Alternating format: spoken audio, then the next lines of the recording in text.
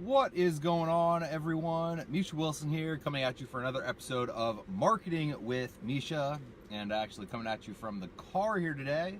About to go grab another little cup of coffee. Wanted to actually do this while I was on the road, but I realized that the little mount that I have isn't working quite right, and I don't want to go ahead and drive and hold the phone at the same time. I've tried to do that in the past, and it always feels just a little bit too sketchy. So let me know what your name is and where you're coming in from. And I want to share here today on this episode of Marketing with Misha, really, the thing that keeps me going, the thing that keeps me motivated, and the thing that keeps me getting up every single day to go ahead and, again, build my business, hit my goals, continue to grow as a human being, and really just all of the above. And I want to go ahead and tell you a little story as to why, again, it's so important to really be aware of this and, just kind of how it actually affects me on a daily basis. So if you get value out of today's Facebook Live, Super Affiliate Network family, go ahead, leave me a comment and share. That's how I know, of course, you'll get value out of more episodes just like this. And if you don't, obviously don't share. That's how I can gauge. And with that said, I will go ahead and dive right in. So there's someone that I've actually been working with for the last few years within our online business. He has all the talent, he has all the potential, extremely sharp. He's been around really good marketers for a long period of time, and he knows what he has to do in order to go ahead and start to see success, right? He has, the how-to, he has the what, he has the strategy, all of the above, but he can't quite seem to get himself to go ahead and take certain action steps, right? And he sent me an email or a text message a couple of days ago, and he just kind of asked me, and let me know if you can kind of relate to that. You feel like you know what to do, you kind of feel like you know how to do it, but you don't necessarily take the action steps that you should take on a regular basis. And I've personally been there myself, but again, I got this text message from this individual, and essentially he asked me, how did I get over the whole self-appointment thing? How did I get myself to get to a point where I could tell myself, okay, I am now the leader enough to go out and take action, because it is a business of self-appointment. No one's going to come in and tell you you are now ready to go take action, right? You are now ready to be the leader. You have to step into that yourself. You have to be the person to go ahead and appoint yourself as the leader, and then of course people will begin to follow. And he was essentially asking me how I overcame that thing. And it kind of took me a little bit, to reflect upon it, because for myself and my journey, it was never a huge issue. For myself and my journey, it was never a huge, I don't think I should be the leader. I don't think I should step into that role yet. I don't think I should put myself out there in that context yet. It was just kind of something I naturally did, right?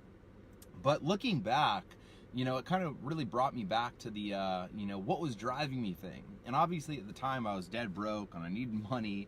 And of course I had the financial, I wanted to make money so I could have the lifestyle and so on and so forth. But really beyond that, it was much deeper. And what keeps me going on a daily basis is much deeper than that. And it really comes down to, regret at the end of the day. It comes down to not wanting to feel regret. And it comes down to having dealt with regret in the past and having dealt with, seeing what I could have become directly, and not ever wanting to feel that again. So I actually have a mentor, and it was funny that the mentor brought it up at one of our events that we were at with him last year, and it was actually a quote that I had heard about 2 or 3 years before that, maybe 3 or 4 years before that. But essentially, he brought up the quote, and he was at a time where he had just lost $100 million. And he had built up, a huge fortune within the real estate market, real estate investing. And he's a real estate mogul. He's the real rich dad, Keith Cunningham. He lost $100 million. And he was just kind of taking a break. He was wiped out. He didn't have the energy to keep going, right? And he was kind of finding himself and finding, what the next step was for him after losing it all. And he was working with a monk at the time, actually, and the monk ended up telling him something that kind of sparked him into taking action. And since then, He's built his entire fortune back from scratch, and he has it all back.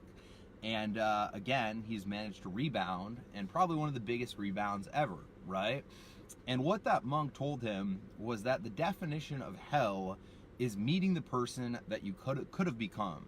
The definition of hell is, getting to the end of your life and then realizing that you have untapped potential and realizing that you could have become so much more, and really seeing that directly in the mirror and seeing that you didn't necessarily live up to your potential, right?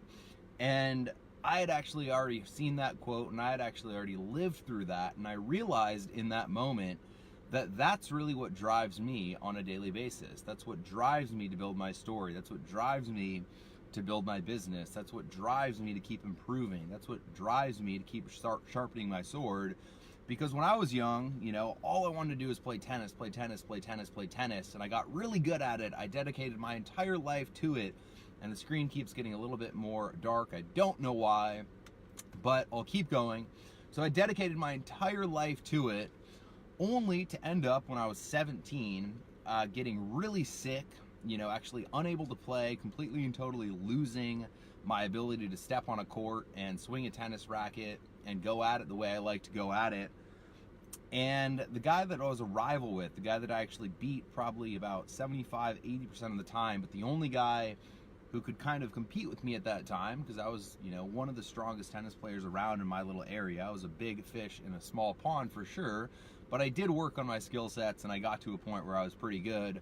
The guy who I could compete with ended up going and playing Division I tennis, did really well in Division I tennis, ended up going pro, played on the pro tour for a while, and this is all when I was just completely and totally wiped out, laying in bed, dealing with this really nasty health issue. And I was literally watching what I could have become. I was literally watching my old tennis rival step into his potential and step into, his greatness in the context of playing tennis, and step into the future that I'd always wanted for myself, unable to take action myself, unable to move forward myself, unable to go ahead and see progress myself.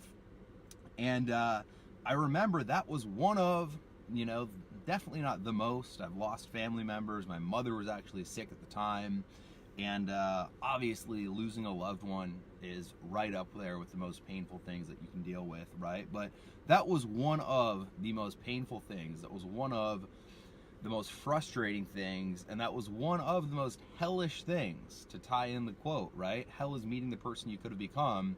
That was one of the most hellish things I've ever felt, watching him go on and really live the future and live the life that I'd worked so hard to go ahead and set up for myself while I had zero ability to do so, was one of the things that really turned the knife more than just about anything else. And having seen that, having lived through that, having experienced that, the only thing that I know myself for sure is that I don't want that to ever happen again, all right? The only thing I know for sure is that I don't want to be at this point in my marketing, life, and know that I have these skill sets with marketing and then stop using them and watch some other guy go out and build an amazing business and grow an amazing business and impact millions of people and serve millions of people and solve massive problems and do all of those things. I don't want to ever look at someone else. I don't want to ever look in the mirror and realize that I could have been more, I could have done more, I could have impacted more, I could have served more, I could have created more of an impact, because I've already felt that pain, I've already felt that agony, and I can tell you for a fact that there's zero fun involved with it, and at the end of the day, it's one of the things that, again, just feels the worst, and just makes you wish you could go back in time and change it all, which you obviously can't, right? And so again, just to answer the question from the individual, it's not really the exact answer when it comes to how did I get over the whole self-appointment thing. The answer to that question is that you just simply have to understand that this is a business of self-appointment. This is a business of, the leaders get paid the most, and it's up to you to appoint yourself as a leader and tell yourself that you are indeed ready to become that influential and that powerful leader. And it's just a decision. It's, doesn't have to be complicated. It doesn't have to be scary. It's just about you making that decision and then stepping into that role. And when you do that, people will begin to follow. And then beyond that, really what drove me and really what, drove me to a point where I never even dealt with that internal struggle, because it was never really a choice for me, was the simple fact that, I solely and wholeheartedly believe that hell is meeting the person you could have become. And there's nothing more painful than that. That's something that I don't want any of you to experience. And again, if you're on this Facebook Live, listening to my voice and paying attention to this video, make a commitment to take action daily. Make a commitment to live up to your potential. Make a commitment to do everything you can to be the best that you can, to go above and beyond, to get better every single day, to constantly improve, to commit to the process, and to go all in with your business. Because at the end of the day, if you go all in, if you give it your all, if you completely and totally commit yourself, if you completely and totally, just commit to the process and never, ever, ever stop, and at the end of the day, maybe you don't quite hit your goals. Maybe you build a business, but you don't quite build it as big as you wish you could have. At the end of the day, you can still look at yourself in the mirror and say, you know what, I gave it my all, I have no regrets, and that was my journey, and that was what was meant to supposed to happen.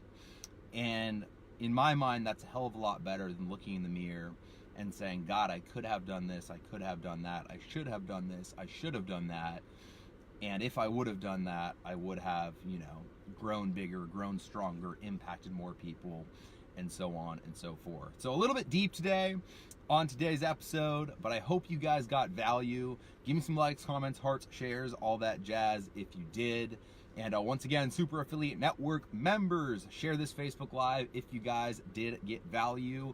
That's how I'll know to go ahead and make more Facebook Lives just like this one. And if you didn't, that's fine too. Don't share. Either which way, I appreciate each and every single one of you, and I will talk with you all very soon. All right, guys, later.